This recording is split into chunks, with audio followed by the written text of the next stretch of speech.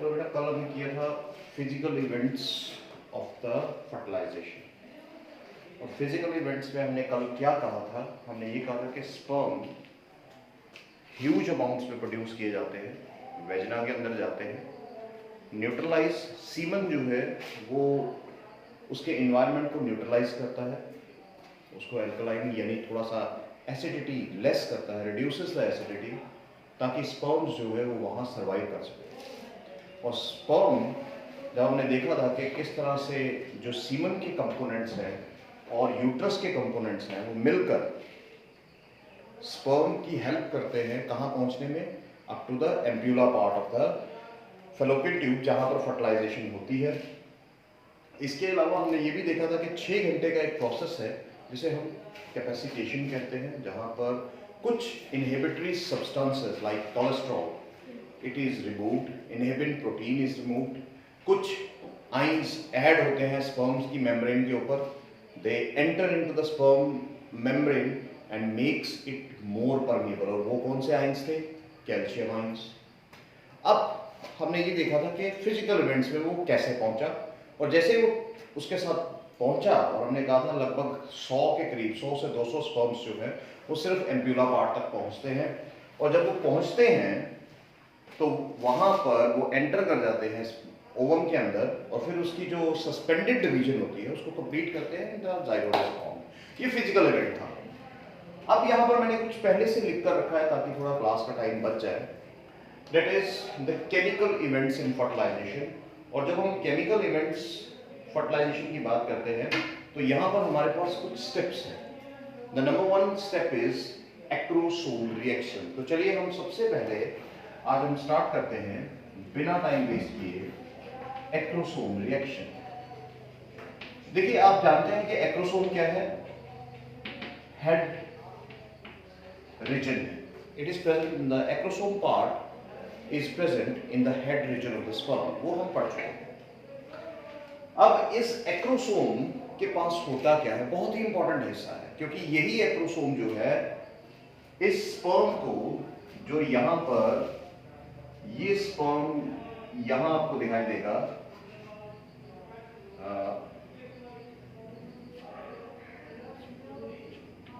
और ये स्पर्म जो यहां, ये मैं स्पर्म बना देता हूं, तो ये जो यहां दिखाई दे रहा है ये स्पर्म अब एंट्री मारेगा। लेकिन एंट्री कैसे मारेगा? बाहर तो बहुत सारे सेल्स हैं, देखो यहाँ और भी स्पर्म्स होंगे, बहुत सारे स्पर्म्स होंगे, ऐसा नहीं कि एक ही स्पर्म होगा, मैं यहाँ एक ही बनाऊंगा, लेकिन कहने का मतलब है कि यहाँ और भी बहुत सारे स्पर्म्स जो है लाइन में खड़े होंगे। और मैंने यही कहा था कि लगभग 100 के करीब स्पर्म्स जो है वो एग के पास पहुंच गए। Let us imagine now, imagine those processes. Now यहाँ पर क्या होता है कि बाहर ये आपको दिखाई दे रहा है, एक सेक्शन मैंने बनाई है एग की, जिसके बाहर ये जो आपको ग्रीन कलर है, this is the corona radiata. इसके अंदर लेयर जो है that is in pink colour, this is zona pellucida. उसके अंदर ये जो स्पेस दिखाई दे रही है, जेली लाइक स्पेस है, this is the perivitelline space. Then the blue color is the vitelline membrane or the plasma membrane of the egg. इसके अंदर ये जो blue color में dotted portion है, it is the outer part of the cytoplasm, जिसे ooplasm कहते हैं. It is exoplasm और cortex area. और यहाँ पर कुछ ये yellow structures बनाए हैं जिन्हें हम क्या कहते हैं? cortical granules. ये आज का सारा टॉपिक है जो हमने पढ़ा है। क्लियर है मित्रों? अब देखिए एक्रोसोम रिएक्शन में ये जो हेड रीजन होता है, head region of the sperm, now this head region of the sperm contain a region known as acrosome. और इसी एक्रोसोम के पास कुछ एंजाइम्स होते हैं, इसी एक्रोसोम के पास कुछ एंजाइम्स होते हैं, and those enzymes are known as sperm lysins. और ये स्पर्म लाइसेंस क्या करेंगे? ये स्पर्म लाइसेंस का एक ही काम है, एक ही फंक्शन है, और वो क्या है? Penetration into the ovum, into the ovum. ये इनका फंक्शन है। फर्टिलाइजेशन भी तो करनी है। जब तक ये स्पर्म यहां से यहां नहीं पहुंचेगा, इस न्यूक्लियस के पास, ये न्यूक्लियस मैंने किया है, न्यूक्लियस ऑफ द एग, जब तक यहां नहीं पहुंचेगा, ये इसका न्यूक्लियस है, स्पर्म न्यूक्लियस, जब तक ये यहां नहीं पहुंचेगा तब तक क्या होगा, फर्टिलाइजेशन होगी, ये तो बाहर है। तो आज यही प्रोसेस हमने देखना है कैसे होता है। This is a very interesting process. अब देखो होता क्या है, ये स्पर्म लाइसेंस हमारे पास 3 तरह के हैं, और वो 3 तरह के स्पर्म लाइसेंस क्या है। नंबर 1 हाइलुरोनिडेज, पहला स्पर्म लाइसेंस हमारे पास हाइलुरोनिडेज है। दूसरा हमारे पास है corona penetrating enzyme, corona penetrating enzyme. और तीसरा जो हमारे पास स्पर्म लाइसेंस है that is the acrosin, acrosin. देखो अब होता क्या, सबसे पहले हाइलुरोनिडेज। देखिए हाइलुरोनिडेज एंजाइम क्या करता है, देखिए तीनों का फंक्शन एक ही है, तीनों ने मिलकर क्या करना है, इस स्पर्म को कहां पहुंचाना है, यहां। लेकिन बीच में अब सेल्स भी तो है, बीच में यहां पर क्या है, मैं एक और सेल बनाऊंगा, यहां पर क्या है, कुछ फॉलिकल सेल्स, ग्रेनुलोसा लेयर्स भी हैं, तो वो ग्रेनुलोसा लेयर्स भी हैं यहां पड़ी, ये ग्रेनुलोसा लेयर्स है, ये ग्रेनुलोसा लेयर्स यहां पड़ी हुई इस कोरोना रेडिएटा लेयर के बाद, देख रहे हो। तो चलिए मैं यहां ये भी लिख देता हूं, granulosa cell, granulosa cells, clear. अब ये तीनों लेयर्स हैं, अब अंदर को जाना है, कैसे जाएंगे भी, तो यहां पहले काम आता है हाइलुरोनिडेज एंजाइम। हाइलुरोनिडेज एंजाइम का काम क्या है कि ये जो हाइलुरोनिक एसिड है वो कहां पड़ा होता है, in this cement, in these follicle sales, इसके बीच में जो पड़ा है that material is hyaluronic acid. तो हाइलुरोनिडेज क्या करता है, इसको डिसॉल्व करता है, इस एंजाइम का काम यही है, अंडरस्टूड। ये इसको डिसॉल्व करेगा, जैसे डिसॉल्व करेगा तो बीच में जगह बनी, अब क्लियर है बात, तो डिसॉल्व करके जगह बना के स्पर्म आगे की तरफ बढ़ गया, इसलिए इसके बीच में से ये सीमेंटिंग मटेरियल हाइलुरोनिक एसिड को हटाया और आगे बढ़ गया। लेकिन अब एक स्पर्म, अब ऐसा नहीं है कि बाकी स्पर्म भी काम कर रहे हैं, लेकिन कोई एक होगा जो रेस में आगे बढ़ जाएगा, कोई एक होगा जो आगे बढ़ रहा है, जल्दी कर रहा है काम, है ना। बहुत सारे रेस में हैं, लेकिन एक तो फर्स्ट तो एक ही आएगा, है ना।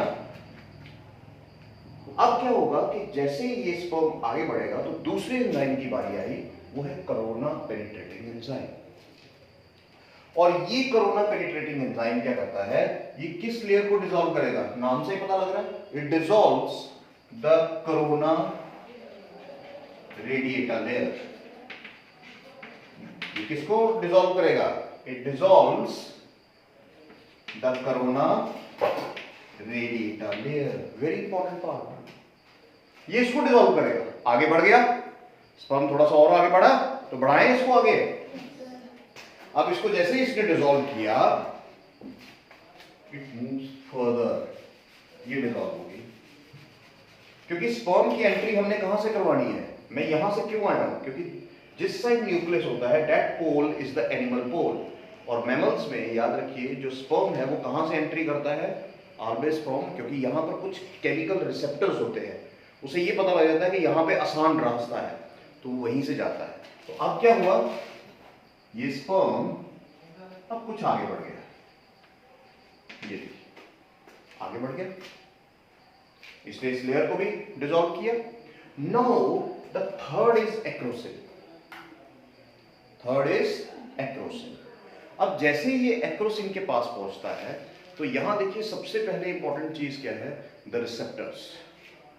इस ज़ोना पेलोसिडा लेयर के पास कुछ रिसेप्टर्स होते हैं, खास तौर पे यहां पर क्या होते हैं, देयर आर सर्टेन रिसेप्टर्स, और वो रिसेप्टर्स कौन से हैं, those receptors are zona pellucida 3 receptors.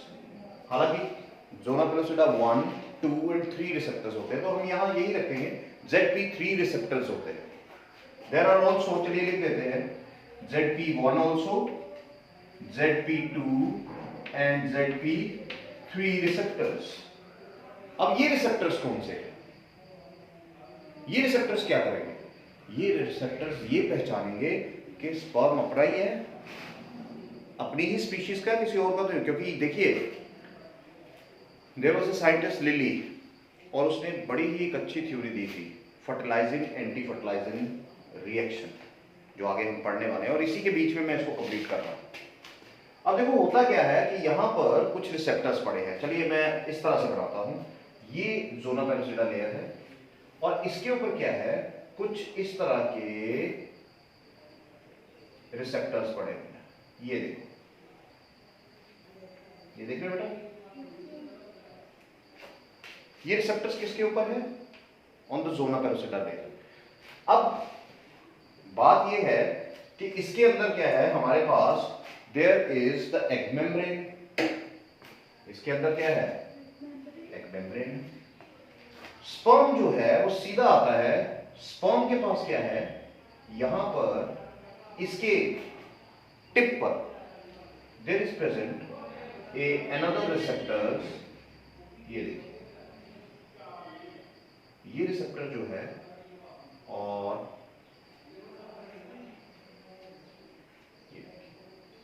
ये रिसेप्टर देख रहे हो, डायग्राम देख रहे हो, दिस इज द रिसेप्टर। ये जो पोर्शन है, ये जो मैंने यहां बनाया है, ये देखो इसमें फिट हो गया, फिट हो गया। नाउ ये जो आपको रिसेप्टर है, ये कहां पर होता है? एग मेम्ब्रेन के पास, ऊपर ज़ोना पेलोसिडा के। ये रिसेप्टर्स क्या कहलाते हैं? These receptors are known as fertilizing receptors. इन्हें हम क्या बोलते हैं? Fertilizing receptors. Fertilizing receptors. और ये क्या है? These are glycoproteins. These are glycoproteins, या हम इन्हें कहेंगे म्यूकोपॉलीसेकेराइड्स, मिक्स्ड कार्बोहाइड्रेट। ग्लाइकोप्रोटीन्स क्या होती है? These are mixed proteins. तो मिक्स्ड प्रोटीन्स का मतलब क्या है? इसके अंदर प्रोटीन भी है और अमाइनो एसिड भी, और सॉरी प्रोटीन भी है और कार्बोहाइड्रेट भी है, दोनों चीजें। तो these are glycoproteins which are present, और ये ग्लाइकोप्रोटीन को हम क्या कहते हैं? फर्टिलाइजर। इसी तरह से ये जो आपको दिखाई दे रहा है स्पर्म का हेड, इसके ऊपर भी रिसेप्टर्स होते हैं, and these receptors are known as anti fertilising,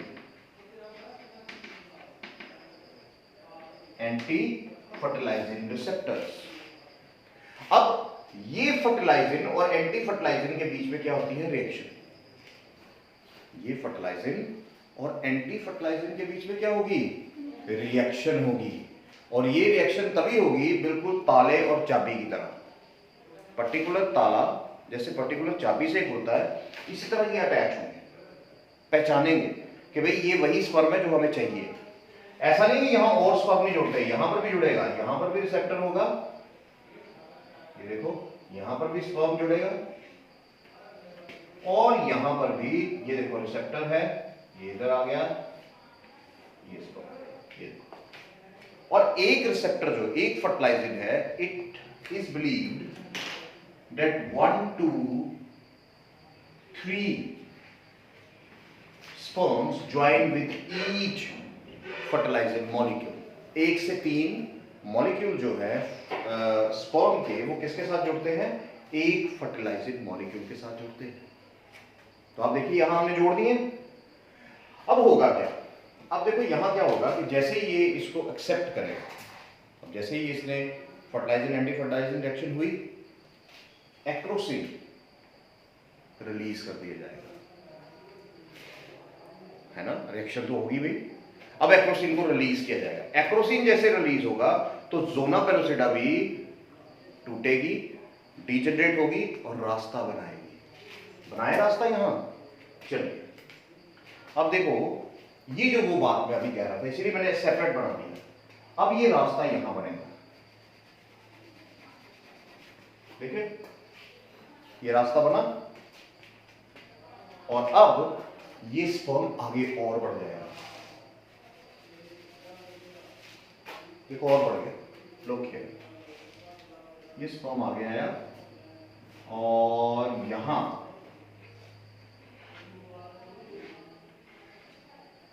ये पहुंच गया, ये न्यूक्लियस है, आप देखिए अब किसके साथ टच कर गया ये? It touches with the plasma membrane of the egg. Touch कर गया, समझे मेरी बात? अब टच कर गया क्योंकि रिसेप्टर प्रोटीन ने तो पकड़ लिया, फर्टिलाइजिंग एंटी फर्टिलाइजिंग रिएक्शन तो हो गई अब। लेकिन यहां क्या आता है, यहां एंटी फर्टिलाइजिंग और फर्टिलाइजिंग रिएक्शन में ध्यान रखना कुछ चीजें बड़ी इंपॉर्टेंट है। वो इंपॉर्टेंट क्या है? Let us write down here कुछ इंपॉर्टेंट फैक्टर्स। चलिए देखो वो इंपॉर्टेंट फैक्टर्स क्या है। वो इंपॉर्टेंट फैक्टर्स हैं जैसे ऑप्टिमम टेम्परेचर होना बहुत जरूरी है। देखिए किसी भी रिएक्शन के लिए पहली चीज ऑप्टिमम टेम्परेचर होना बहुत जरूरी है। ऑप्टिमम पीएच होना भी बहुत जरूरी है। और यहां पर calcium ions and magnesium ions बहुत बड़ा रोल प्ले करते हैं मेम्ब्रेन परमेबिलिटी। मेम्ब्रेन जो हेड की मेम्ब्रेन है उसकी डीपोलराइजेशन एक्टिवेशन में कैल्शियम आयंस और मैग्नीशियम आयंस बहुत बड़ा रोल प्ले करते हैं। अगर हम पोस्ट ग्रेजुएशन हायर लेवल पे जाएंगे तो वहां हम इनका रोल बहुत अच्छे से पढ़ते हैं। वहां एम्ब्रियोलॉजी में सेपरेट सब्जेक्ट होता है जो हमने पढ़ा है, तो वो सेपरेट, वो बहुत आगे की चीज है। लेकिन यहां अपने अभी के लेवल, इतने लेवल के लिए, नीट के लिए, अपने एग्जाम के लिए इतना ही याद रखना है कि एंटी फर्टिलाइजिंग और फर्टिलाइजिंग रिएक्शन के लिए ये चीजें बड़ी important. These are the factors which are important for fertilizing and anti fertilising reaction. Now the sperm membrane, head membrane, acrosome joins with the egg plasma membrane. जैसे ही join हुआ, अब क्या हुआ? फर्टिलाइजिंग एंटी फर्टिलाइजिंग तो reaction हो चुकी है। जैसे ही होती है एंटी फर्टिलाइजिंग रिएक्शन, ये मेम्ब्रेन जो स्पर्म हेड मेम्ब्रेन है, प्लाज्मा मेम्ब्रेन है, it fuses with the egg membrane. लेकिन यहां पर फ्यूजन से पहले क्या होता है? There is the formation of a fertilisation cone और रिसेप्शन कोन।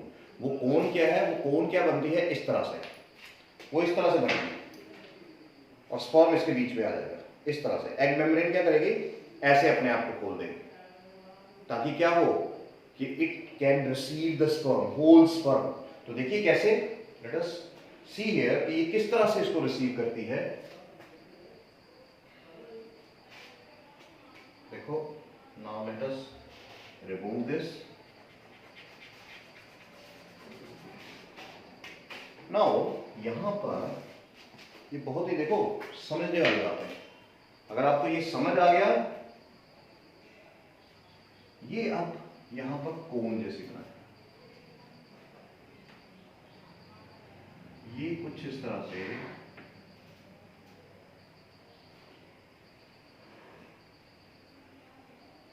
ये इस तरह से कोन जैसी बनेगी, रिसेप्शन कोन।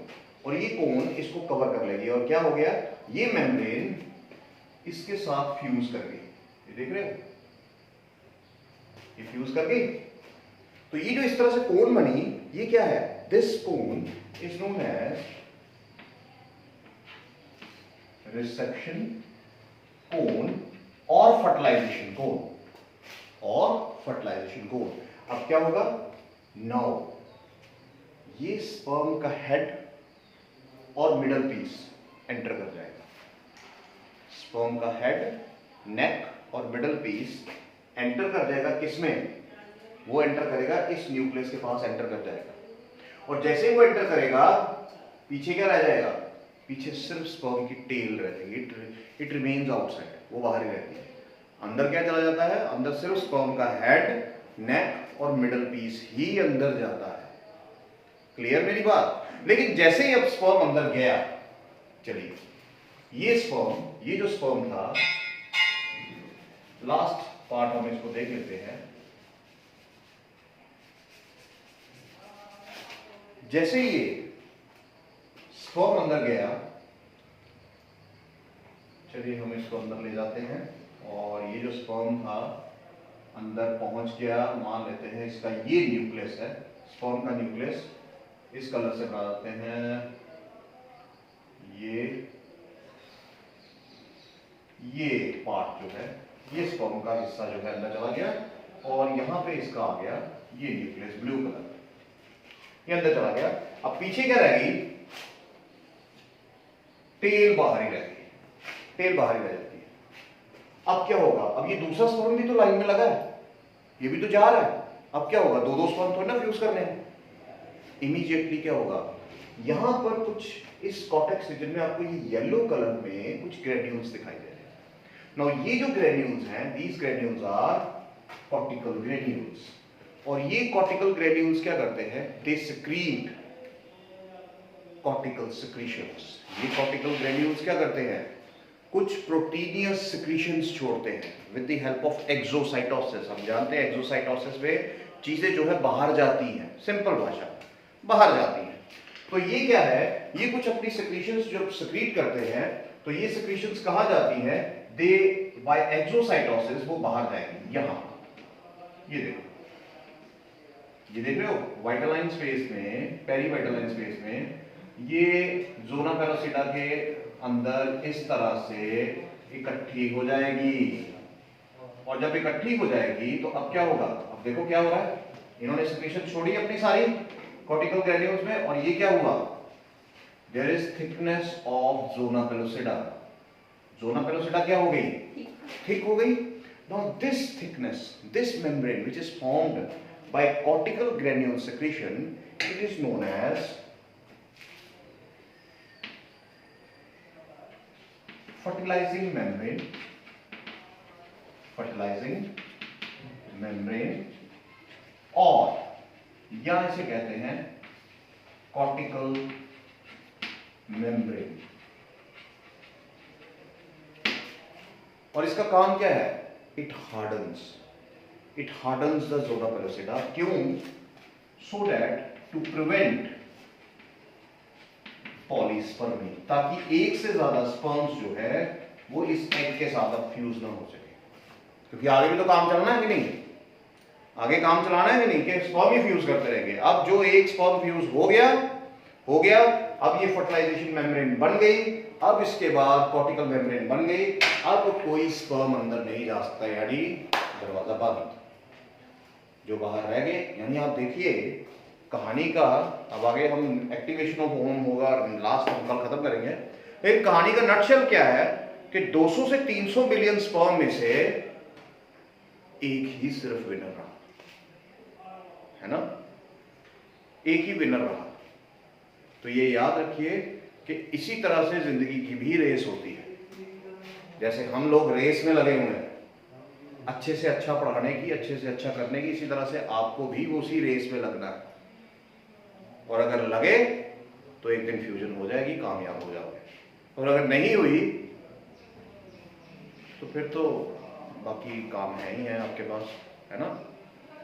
अनएम्प्लॉयमेंट तो है ही है, उसमें तो नंबर हमारा सबसे पहले होगा, लास्ट में तो नहीं आएंगे हम, अनएम्प्लॉयमेंट में सबसे पहले आ जाएंगे, है ना। तो अल्टीमेटली याद रखिए कि ये प्रोसेस क्या है, ये प्रोसेस हमें बहुत कुछ सिखाता है, लाइफ का भी सिखाता है। ये नहीं कि सिर्फ ये बायोलॉजिकली सिखा रहा है कि हो क्या रहा है, लाइफ का रेस भी इसी तरह से है। आगे दरवाजा फिर बंद है, आगे दरवाजे बंद है, 12th तक की होती है पढ़ाई, उसके बाद तो फिर घसीटो घसीटी होती है, घसीटो अपने आप को जितना घसीट सकते। क्लियर है मेरी बात, चलिए बात करेंगे, ठीक है।